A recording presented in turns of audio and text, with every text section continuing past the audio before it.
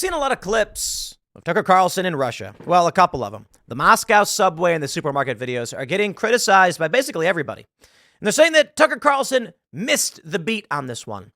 He goes to the Moscow metro, which looks beautiful, by the way. And he goes to a supermarket. He says that upon seeing just how nice everything is, he's been radicalized against Western leaders. I believe that Tucker Carlson is overwhelmingly correct. But I do believe nuance is required for this conversation, so I'll push back a little bit and kind of break down some of the myths, I suppose the false impression that may be given just by seeing one supermarket and one train station. I think most people understand exactly what I'm going to do here. Not a surprise to anybody. That's why I say I actually agree with Tucker. When I see just how beautiful things can be and how orderly they can be in a country like Moscow, or in a country like Russia, in a city like Moscow, I lament the failings of New York City and Washington, D.C. and Chicago. And questions need to be asked about why is this happening? Now, many people are pointing out that with Tucker Carlson's video from the Moscow subway, the question is, how is it that a poorer nation than us could have something so beautiful? How is it that with all of our private capital, we don't have something better? Someone wrote a thread where they basically said that Moscow subway was built by bringing in capitalists from Western Europe to build something beautiful so that the communists could claim they have beautiful things and that communism works. Whereas most of the country was starving and in failure, they had one beautiful subway station, which is basically what I want to show you. I'm going to play a little bit of Tucker Carlson's video, which many of you have probably already seen. But let's not... Look, I understand we're upset about Biden and the deep state and the corruption, but I'm not going to give any credit to Vladimir Putin. One of the ways you understand a society is through its infrastructure, the places where people gather, the places where they go to travel. If you've got a lot of people in one place, it tells you a lot about the people. So with that in mind, we're standing in front of the Kievskaya metro station, and there's a train station next to it. Now, the metro station was built by Joseph Stalin 70 years ago. And the question is, how's it doing now, after 70 years? So we went into it to take a look, and what we found shocked us. Now, that's not an endorsement of Stalin, who was bad, obviously, nor is it an endorsement of the current president, Vladimir Putin. You may not like him either. But it doesn't change the reality of what we saw, or more precisely, didn't see. There's no graffiti, there's no filth, there are no foul smells, there are no bums or drug addicts or rapists or people waiting to push you onto the train tracks and kill you. Now, hold on. I got to pause right there. Tucker just showed a rat dragging a breadstick. I find that endearing. I enjoy seeing small woodland creatures forage through the garbage. I'm only half kidding, actually. It's disgusting. But come on. Watching that little bitty rat try and pull that gigantic breadstick is hilarious. I wouldn't want to live there, but you know, we're having a good time. No. It's perfectly clean and orderly. That's true. And how do you explain that? We're not even going to guess. That's not our job. We're only going to ask the question. And if your response is to shout at us slogans dumber than the slogans we used to call Soviet and mock, that's not really an answer. All right, here we go. Entering the Moscow subway. It's beautiful. Look at these paintings. Murals, mosaics, it appears. Frilly frames. Beautiful music. Thank you, Tucker. Yeah, that's right. Chandeliers. It is actually quite a sight. I am, I look at this and I'm very impressed, except for, all the communist imagery, which I am not a fan of. Now, here's what's interesting. Where the train actually comes in, you can see this beautiful, the arch design of it.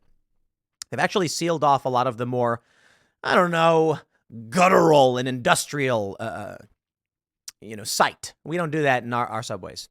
All right, that being said, I understand the Moscow subway looks beautiful, and look at all this. No graffiti. Okay, first, so a little bit of pushback on Tucker Carlson before we completely agree with him. Let me see if I can find this article that I pulled up. Here we go. This is from Russia Beyond, the 7 ugliest metro stations of the Moscow metro. Did you think that all of the train stations would be beautiful? Well, Tucker never said that. He said the Moscow station, which was built by Stalin, looks awesome. And how does it maintain this way? That's a fair point. Probably because they take a harsh penalty against anybody who would defile such a beautiful train station because it matters to them. As for their other train stations, they look no different from most other train stations. That being said, Even these photos ragging on Russia's Moscow still look a lot better than Chicago and New York. I got to be fair. But they're more dirty. You know what I mean? You got one here. You can see that it's of course it's not going to be clean. What is that? Is that a pigeon's nest or something? Look, you've got stains on the wall. You've got filthy ground. It's not the worst I've seen. Certainly New York looks a bit more disgusting. Fair point. But it looks more normal. It is not, here we go in the Prashkaya gray line. It looks more like a New York subway. It's like, these photos probably make it look nicer than it really is. You could take nice photos of the New York subway as well. This one, the Melodio Zanaya, the blue line, actually looks fairly gross and quite like a typical subway station. I think the point that I'm trying to make here is it is fair to say, like, wow, no graffiti, things are beautiful, the trains aren't defiled. Yes, that is a good point brought up by Tucker Carlson about Russian society. They are poorer than us. They do have this like de facto dictatorship under Putin, who's basically been in charge forever. But there's order. Fair to point out. Find your balance. I will now point out another countenance of this beautiful photo of the Oculus. Yeah, it's the Oculus in New York City. It is a big old American flag. People are walking around shopping. There's no graffiti. Everything's clean. Now, here's what I have to say about this. Modern, brutalist, and disgusting. Yeah, this is a train station in New York. It's where the World Trade Center is. If you're going to go to Grand Central Station, if you're going to go to Penn Station, if you're going to go to the Oculus, you're going to see beauty. You're not going to see a lot of graffiti. You're going to see, cops there being like, don't you try it. But you go to the outskirts, you see things that are bad. So I think it's fair to point out that Moscow has nice things and that people are a bit more orderly and it is less filthy, even when it is filthy. But I think it's also important to point out, the U.S. has nice things, too. That being said, the Oculus is brutalist, sterile, and gross, and I'm no fan of it, but I can recognize it is clean and nice. The Oculus, located as one of the most beautiful subway stations. This is Adventures Only, the 27 most beautiful subway stations in New York City. We got to give ourselves some credit here. And the reason why I think it's important to give this counter view to what Tucker was saying is we're here to fight for something. We're not here to just be like, everything's bad, it sucks, get away from the cities. No, the reason why we challenge the corruption and want to improve it, and I think Tucker would agree, is because we want the beauty. We want to protect the beauty. We are jealous of what Moscow has in their train station. That's what I get from this. Grand Central Terminal, beautiful. Fulton Center, also fairly nice. Now, I love this one, guys. I have to be fair. The number 4 most beautiful in New York is the colorful passage at 191st. It is disgusting. Stained ground, graffiti, and garbage littering the sides of the tunnel. Please spare me. Hudson Yards looks very nice. You've got great art at a bunch of these stations. I can completely agree.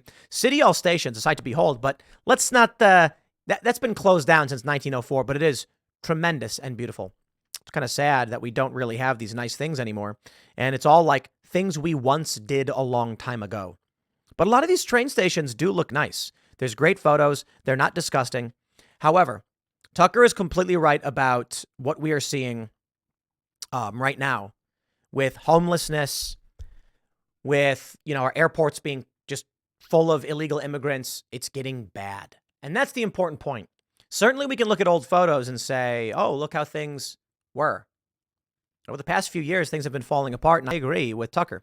Now, here's one that I don't completely agree with. I'll play this clip for you. He goes to the supermarket. I went from amused to legitimately angry. So we were guessing what this would cost. Everybody hears from the United States, buys groceries, and we didn't pay any attention to costs as we were just putting in the cart what we would actually eat over a week.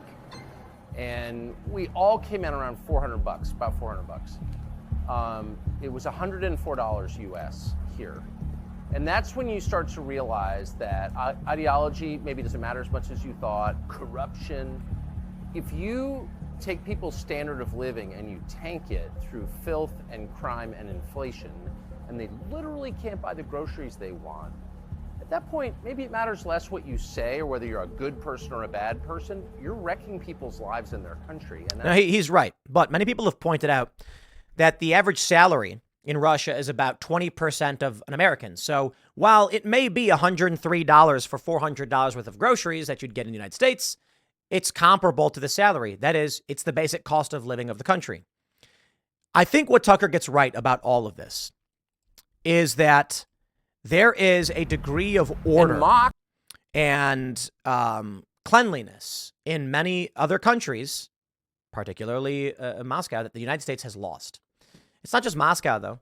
You can go to a lot of countries. You go to China. It's got its good, it's got its bad. But I think something is inherently wrong with what's happening right now in the United States with the border crisis, with the corruption. This country's being gutted and destroyed. Over the past few years, we are losing what makes this country beautiful and great. And for that, I think Tucker Carlson hits the nail on the head with the hammer. I guess we have to remain vigilant and fight back. And I respect the general idea of what Tucker is saying. I do think it warranted a more nuanced approach. But I think we need to remember the beautiful things we do have, because that's what we're trying to protect. And if we ignore it, then Grand Central will become a cesspit. And it's starting. I mean, New York is falling apart. So we got to be vigilant. And this is what we're fighting for. I'll leave it there. Next segment's coming up at 6 p.m. on this channel. Thanks for hanging out, and I'll see you all then.